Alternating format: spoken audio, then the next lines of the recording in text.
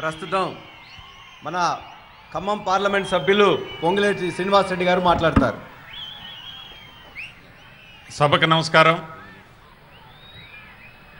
పూజ్యులు గౌరవనీయులు తెలంగాణ ముద్దుబిడ్డ మనందరి ఆరాధ దైవం ముఖ్యమంత్రి కల్వకుంట్ల చంద్రశేఖరరావు గారికి, వేదిక మీద ఉన్న మంత్రివర్యులు తుమ్మల నాగేశ్వరరావు గారికి, హరీష్ రావు గారికి, జగదీష్ రెడ్డి గారికి, ఈటెల రాజేంద్ర గారికి, డిప్యూటీ సీఎం కడియం శ్రీహరి గారికి, గౌరవ పార్లమెంటు సభ్యులకు, గౌరవ శాసనసభ్యులకు, గౌరవ శాసన మండలి సభ్యులకు, వేదిక మీద ఉన్న ప్రజాప్రతినిధులకు, అధికారులకు, ఈ కార్యక్రమానికి పెద్ద ఎత్తున హాజరైన ఖమ్మము, వరంగల్ జిల్లాల నుంచి వచ్చిన అక్కజెల్లెళ్లకు, అన్నతమ్ములకు, పాత్రికేయ మిత్రులకు అందరికీ మనస్ఫూర్తిగా పేరు పేరున హృదయపూర్వక వందనాలు, నమస్కారాలు.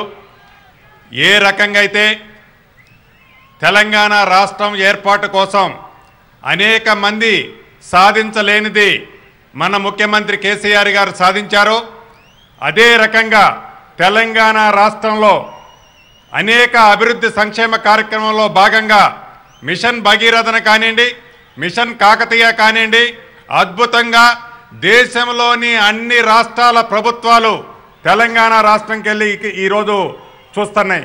దానికి ప్రధానమైన కారణం చిత్తశుద్ధి ఉంటే, పట్టుదల ఉంటే ఏ కార్యక్రమమైనా సాధించవచ్చు అని నిరూపించిన ఏకైక గనుడు గౌరవ మన ముఖ్యమంత్రి కేసీఆర్ గారు. అంతేకాదు, పోరాటం టైంలో కేసీఆర్ గారితో అడుగులో అడుగేస్తూ ఏ రకంగా అయితే ఆనాడు తెలంగాణ ఉద్యమాన్ని నడిపించారో, ఈనాడు తెలంగాణ రాష్ట్రంలో 1 కోటి ఎకరాలు సాగుకు తీసుకొచ్చే విషయంలో గౌరవ హరీష్ రావు గారికి ఆ బాధ్యత అప్పగించి, వారి నాయకత్వంలో రాష్ట్రం మొత్తం నదులు అనుసంధానం చేసేది, ఇటు గోదావరి నీటిని కృష్ణా పరివాహక ప్రాంతమైన ఈ ఖమ్మం ప్రాంతానికి తీసుకొచ్చి అద్భుతంగా ఈ ప్రాంతంలో కూడా సీతారామ ప్రాజెక్టు ద్వారా సుమారు ఇందాక తుమ్మల నాగేశ్వరరావు గారు చెప్పినట్లు 7+3 10 లక్షల ఎకరాలకి నీరిచ్చే ఉద్దేశంతో సీతారామ ప్రాజెక్టును చేపట్టడం జరిగింది. ఈరోజు ఒక్క సీతారామే కాదు, కాళేశ్వరము, మేడిగడ్డ, అదే రకంగా అనేకమైన పెద్ద ప్రాజెక్టులని గోదావరి మీద ఏర్పాటు చేసుకుంటున్నాం. అదే రకంగా కృష్ణా ప్రాంతంలోని బాలమర్రు, రంగారెడ్డి, డిండి ప్రాజెక్టులను కూడా ఏర్పాటు చేసుకొని భారతదేశంలోనే సస్యశ్యామలమైన రాష్ట్రంగా తెలంగాణ రాష్ట్రాన్ని చేయాలని దృఢమైన చిత్తశుద్ధితో మన ముఖ్యమంత్రి గారు పనిచేస్తున్నారు. ప్రధానంగా అదే రకంగా దేశంలో, ప్రపంచంలో అంత పారిశ్రామికవేత్తలు, ఐటీ సెక్టార్లో వాళ్ళు కూడా ఈనాడు తెలంగాణ రాష్ట్రంలో పెట్టుబడులు పెట్టడానికి ముందంజలోకి వస్తున్నారు. దానికి బలమైన కారణం ఒకటే, ఏదైతే ప్రజానికానికి, ఇండస్ట్రియలిస్టులకి భరోసా కల్పిస్తారో ఆ భరోసా కల్పించే నాయకుడు మన ముఖ్యమంత్రి గారు.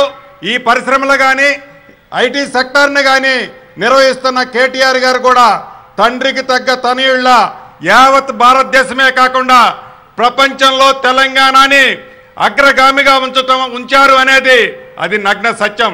అంతేకాదు, ఏదైతే విద్యుత్ విషయానికి వస్తే తెలంగాణ రాష్ట్రం కావాలి అని పోరాటం చేసేటప్పుడు ఆనాటి ఉమ్మడి ఆంధ్రప్రదేశ్ చివరి ముఖ్యమంత్రి కిరణ్ కుమార్ రెడ్డి గారు అన్నల మాటలు ఇప్పటికి గుర్తొస్తుంటాయి.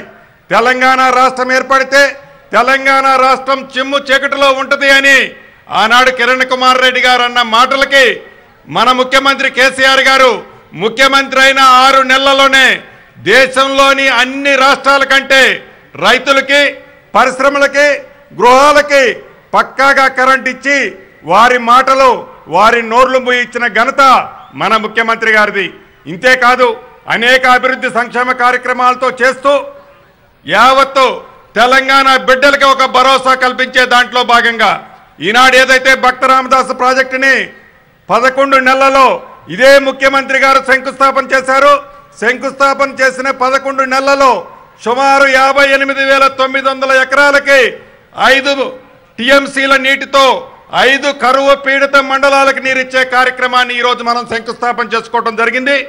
ఈ శంకుస్థాపనతో పాటుగా, ఓపెనింగ్తో పాటుగా ఏదైతే భక్త రామదాసు పుట్టినరోజైన ఈ రోజు నాడు ఈ కార్యక్రమాన్ని నిర్వహించుకోవడం మనందరికీ సంతోషదాయకం.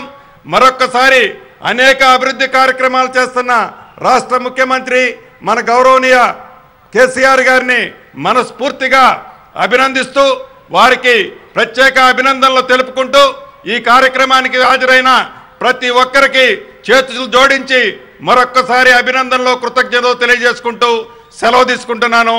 జై తెలంగాణ, జై కేసీఆర్.